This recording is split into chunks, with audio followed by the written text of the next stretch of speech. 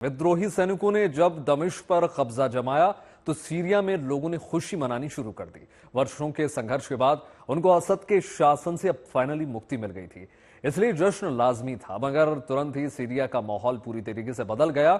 America और Israel के साथ तुर्की ने अलग अलग इलाकों में बमबारी शुरू कर दी। तीनों देशों का हमला विद्रोही सैनिकों के खिलाफ नहीं है, बल्कि इनको डर है कि अफरा तफरी में सीरिया में मौजूद हथियार, खास तौर पर अगर हम देखें तो केमिकल हथियार, कहीं आतंकी गुटों की हाथ ना लग जाए।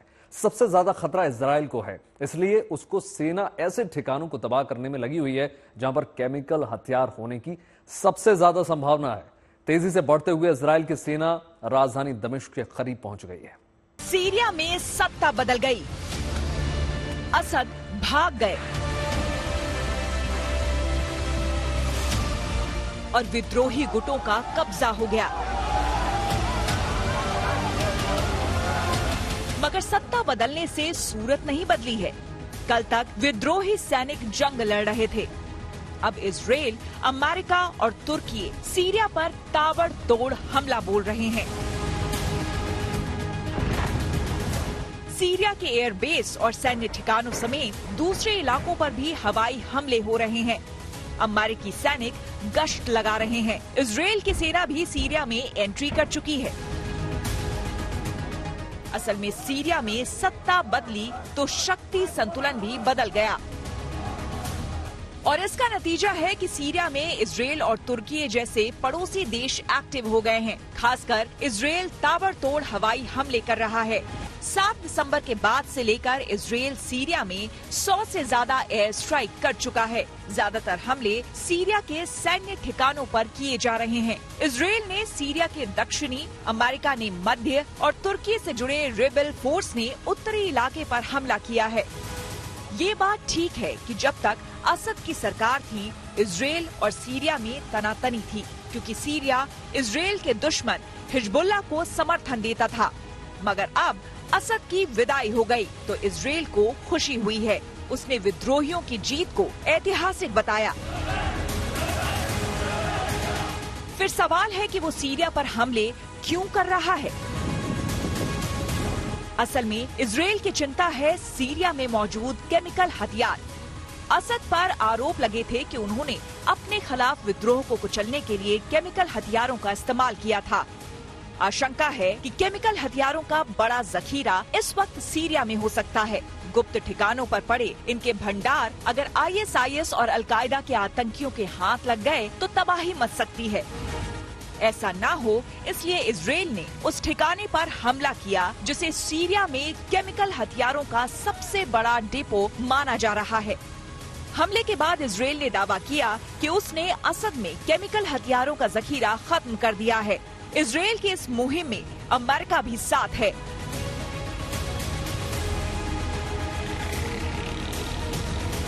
On Israel, there's been reports that they've been striking suspected chemical weapon sites within Syria. What's the U.S. stance on that? Look, we believe it is important that the chemical weapons stockpiles that we know the Assad regime was maintaining be locked down and that they be destroyed.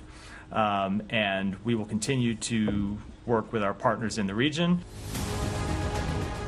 इससे पहले America ने मध्य Syria में आतंकवादी संगठन ISIS के ठिकानों पर 75 से ज्यादा हवाई हमले किए। B-52 बॉम्बर और F-15E फाइटर जेट से किए गए हमले में ISIS के कई लड़ाकों और उनके ठिकानों को तबाह कर दिया गया। इजराइल की तरह तुर्की की सीमा भी इजराइल से मिलती है, और तुर्की की चिंता भी यही है कि केमिकल हथियार अगर आतंकियों के हाथ लग गए तो तबाही मच सकती है। इसलिए उसने भी SDF के दबदबे वाले इलाके पर ताबड़तोड़ हमला बोला। इन सभी हमलों का मकसद सीरियाई सेना के हथियारों को नष्ट कर इस क्षेत्र में बड़े खतरे को टालना है।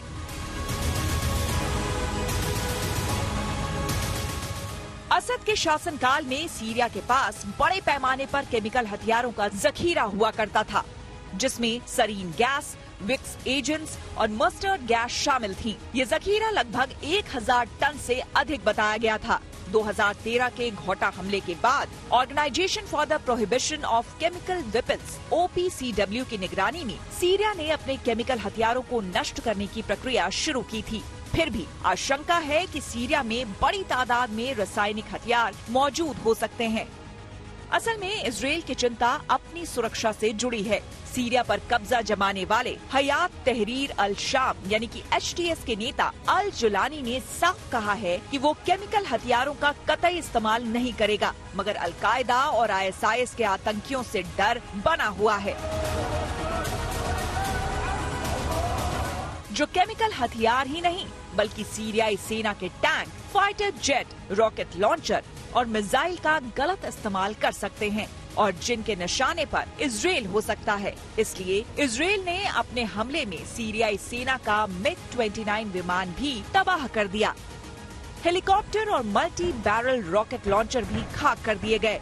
इजराइल सिर्फ हवाई हमले नहीं कर रहा, 50 साल बाद उसकी सीरिया के बॉर्डर में एंट्री हो चुकी है। गोलान हाइट्स के साथ लगे बफर जोन पर उसने कब्जा जमा लिया है और अब दावा है कि उसकी सेना राजधानी दमिश्क के करीब पहुंच चुकी है। इजराइल के टैंक और सैनिक सीरिया के भीतर नजर आ रहे हैं। इजराइल की मुहिम का मकसद है सीरिया के वैसे सभी हथियारों को खत्म करना जो उसके खिलाफ इस्तेमाल किए जा सकते हैं। इसमें करीब 3000 टैंक हैं, 500 विमान हैं, करीब 50 युद्धपोत और 600 से ज्यादा मल्टी बैरल रॉकेट लॉन्चर हैं।